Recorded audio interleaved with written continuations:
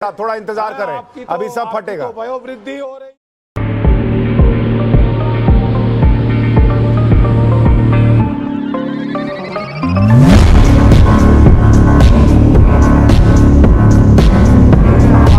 राष्ट्रपति का नाम सुना है, अब्दुल कलाम।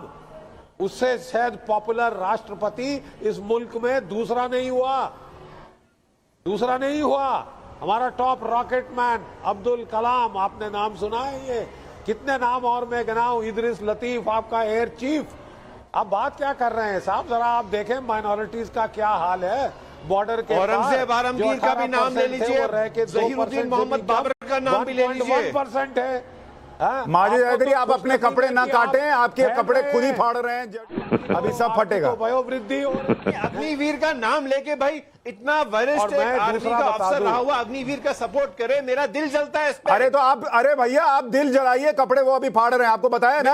आपने कहा मुसलमानों की ये हालत है, उन्होंने बताया देश का राष्ट्रपति मुसलमान, जिस देश का राष्ट्रपति मुसलमान बनाया गया, देश के सारे बड़े फिल्म स्टार मुसलमान हैं, इंडियन क्रिकेट टीम में मुसलमान हैं, आप कहीं चले जाइए मुसलमान मिलेगा और आपका दिल जलता है। ये दिल जलाने वाले ही तो बाहर बैठे हैं और आप जैसे लोग उस आग में घी का काम करते हैं। वो जो जिहाद कह रहे हैं कि देखो मुसलमानों के साथ क्या हो रहा है, आप लोग उसको जस्टिफाई करते हैं यहां बैठ के कि देखो हम मुसलमानों पर क्या अत्याचार हो रहा है।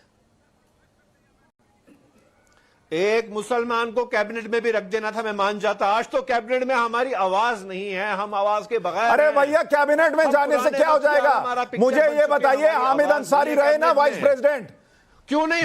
जिनकी सरकार, एक मिनट, जिनकी सरकार में कैबिनेट में मंत्री रहे मुसलमान, उसी सरकारों में सच्चर कमेटी की रिपोर्ट आई। क्या हालत थी आपकी? क्या किया उन सरकारों ने? मुझे ये बताइए। असदुद्दीन ओवैसी मुसलमान आदमी है ना, क्या किया उन्होंने? हैदराबाद में गरीबी खत्म कर दी मुसलमानों की। हाँ, बीजेपी की सरकार ने क्या किया सच्चर कमेटी रिपोर्ट? अरे बीजेपी ने यह किया कि जिन मुसलमानों को आपने शौचालय नहीं दिया उनको आज शौचालय दे रही है। बीजेपी ने, नरेंद्र मोदी ने उनको घर बना के दिया। जाकर देखिए, पसमानदा मुसलमानों को घर मिले हैं। अपर कास्ट मुसलमान उनको चूस रहे हैं, उनका खून चूस रहे हैं सालों से, और आपको बोलते नहीं बनता। आपका नैरेटिव ठीक वही है जो इस वक्त खुर्सान फैलाना चाहता है और जो वो डॉक्यूमेंट फैलाना चाहता है। अतीकुर रहमान साहब, अब मुझे बताइए, जब ये टीवी पर बैठकर बिल्कुल और ये कहेंगे कि देखिए इस देश में मुसलमानों का क्या हाल है, मेरे कपड़े फाड़ने का मन करता है, तो वो लोग जो बाहर बैठकर यही फैलाना चाहते हैं, उनके तो ये हथियार हैं। इनकी बातें, इनके वीडियो उनके काम आएंगे।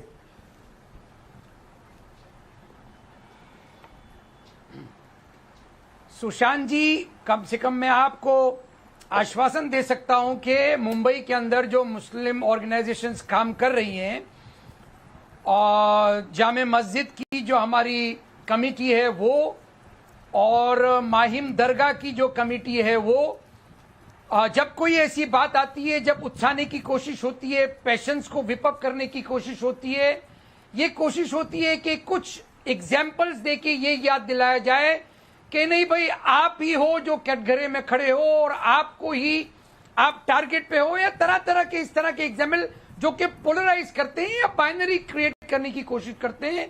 तो ये ऑर्गेनाइजेशंस इंडिविजुअली भी और कलेक्टिवली, बल्कि इन्होंने तो कोशिश ये की है, जब कोई ऐसा मुद्दा तूल पकड़ने की कोशिश करता है तो सबसे पहला काम वो करते हैं कि एक सर्वधर्म, एक उनकी कमेटी है, उसकी मीटिंग बुलाते हैं तुरंत। उसमें क्रिश्चियंस भी होते हैं, हिंदू प्रीस्ट भी होते हैं, पारसीज भी होते हैं और सिख हजरात भी होते हैं, और तमाम लोग बैठ के कुछ प्रण और कुछ अपने मोटोज ले लेते हैं और सोसाइटी में उसको फैला देते हैं कि भाई इस चीज को हमको किसी भी तरह से फुल स्टॉप लगाना है। मैं समझता हूं अगर ये एग्जाम्पल्स हम जनता के सामने लाएं, हमारे लोगों के सामने लाएं, जो लोग, जो व्यक्ति, इंडिविजुअल बांटने की बात करता है, पोलराइज और बाइनरी क्रिएट करने की बात करता है, उसको तुरंत फुल स्टॉप लगाने की जरूरत है। देश मजबूत करने की बातों को, आवाजों को आपको सामने लाना है, हमको मैं बार बार ये कह रहा हूं अतीकुर रहमान साहब, जो मैंने कहा है, आप तो मेरे साथ कई डिबेट्स में रहते हैं, आपने सुना मैंने कहा है, बख्शी साहब ने कहा, मैंने आज रिपीट भी किया है उसको, कि देश में कई मुसलमान हैं जो ये कहते हैं कि भैया ये गलत हो रहा है, ये इसको रोको, ऐसा करो वैसा करो। कई लोग चुप रह जाते हैं और कई लोग वो काम करते हैं जो माजिद हैदरी कर रहे हैं।